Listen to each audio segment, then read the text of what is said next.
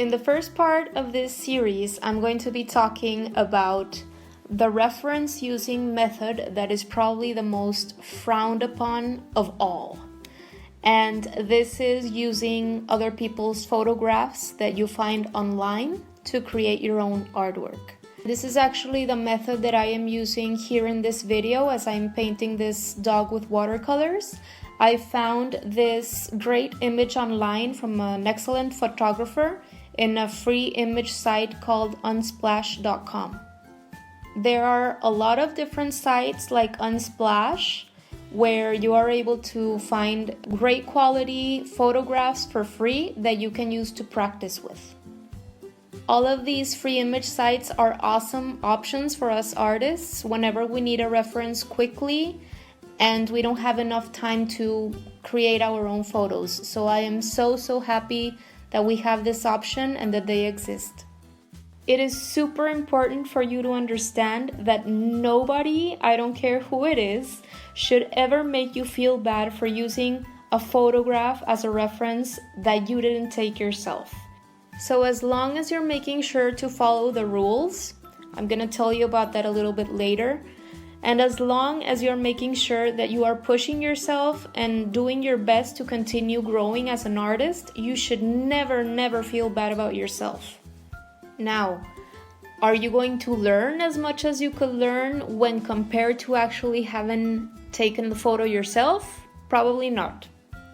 Is your artwork going to be as original, unique, and personal to you when compared to actually having taken the photo yourself? No. But let's be real here.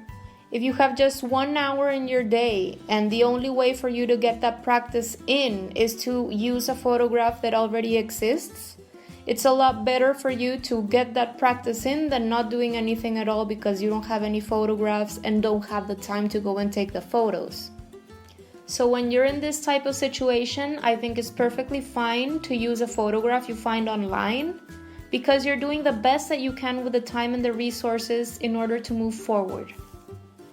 All this said, if you are only using photographs you find online to create your artwork and you really have the time but are just lazy and you don't want to take your own photographs, you should really correct this as soon as possible.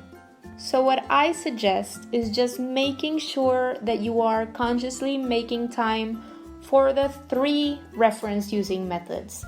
Make time to work from other people's photographs. Make time to do your own photo shoots and go out and take your own photos and work from your own photos.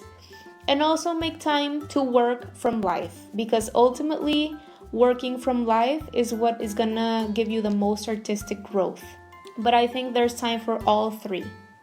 Honestly, and I may get into trouble for saying this, but I don't really care. All of those people who come along and tell you there is only one valid way to create artwork are very full of themselves, and you should not listen to them. What is important is that you are constantly seeking ways of pushing yourself, that you are constantly experimenting, and that you are doing your best to get to know yourself so that you can transmit what you want to transmit with your work, so that your work actually has a piece of you in it. If you ask me, that is what is most important. I'm going to give you a few recommendations so that whenever you do find yourself using other people's photographs as references, you are making sure that you are not going to get into trouble, and you're also making sure that you are progressing as an artist because you don't want to stay stagnant. Tip number 1 would be to use other people's photographs only when you are short on time and you need to get your practice in for the day. Tip number 2 would be to use other people's photographs only when the subject in question is something that is going to be impossible for you to photograph yourself. So for example, if I want to create a painting of a lion, I know that it's gonna be months and maybe even years for me to have a lion in front of me. So in this type of situation, I think that it's perfectly fine for me to do some research and find a good image to work from online that I know that I have permission to use. number 3 would be to use other people's photographs as references when you know that the end product is gonna look nothing like the reference picture that you're using. So for example, if you as an artist have a very loose and stylized art style, your end product is probably gonna look nothing like the reference picture that you're using. Another example could be people who do character design or draw comic books. Many of them have to be researching human body proportions and different human poses and stuff like that. But I assure you that at the end, their drawings are not going to look anything like the initial picture. They're just using it as a reference to work from. And tip number 4 would be in those situations in which you simply want or need to collect a very large amount of images and even videos sometimes in order to build up your mental library to create a specific type of project. Like for example, I started as a graphic designer, so for me it was very common to create this folder in my computer with all of these types of references about the specific project that I was about to work on in order to get inspired for it. So this was just my way of sort of accumulating in my head all of this knowledge that I didn't previously have about a subject, whether it be cartoons, drawings, diagrams, videos, artwork, whatever I could about this new subject for me so that I could have enough knowledge in my head to be able to work from it. And lastly, tip number 5 would be to always make sure that you have permission to use that specific photograph. So 3 ways to do this are to actually buy the picture yourself. A second way would be to just look for a photo in any of the great free image sites on the internet, which there are plenty. I'm going to make sure to link to a previous blog post that I did a while back in which I mention a few different options that are probably my favorite. A third way to make sure that you have permission to use a photograph would be to just ask. For example, there are many artists that focus on painting portraits and they see or follow someone that is very beautiful on Instagram or that has very nice photographs that they can work from. And in this case, it's very easy to just ask the person on Instagram if you could use those images. This is something that I have done myself, and usually people are very flattered by it, and they don't have any problem with lending you their images to create artwork from.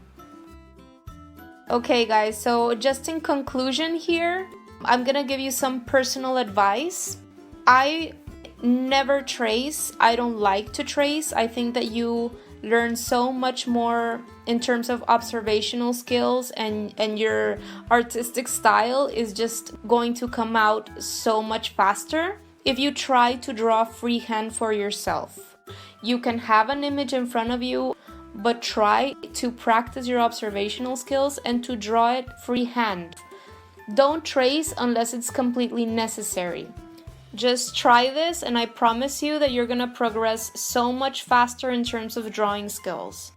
Another thing that I always have in mind myself when I am creating artwork is to embrace imperfection and to always have in mind that this reference image that I have in front of me is just a reference. I am trying to create an artwork, and so I am just using it as a loose base to create artwork from.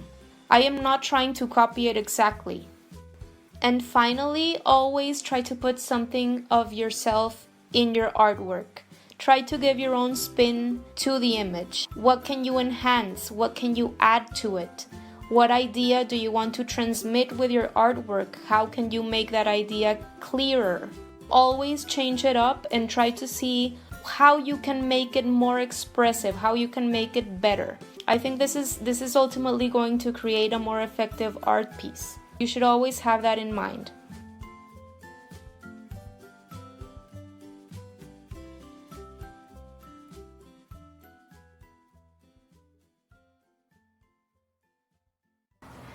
Okay Okay everyone, that's it for now. Thank you so much for watching my video and visiting my channel. I hope to have you back next week for the second part of the series. And don't forget to comment, like, and subscribe if you like this video. I'm also going to leave a link to my website and online shop so you can check those out. And see you soon!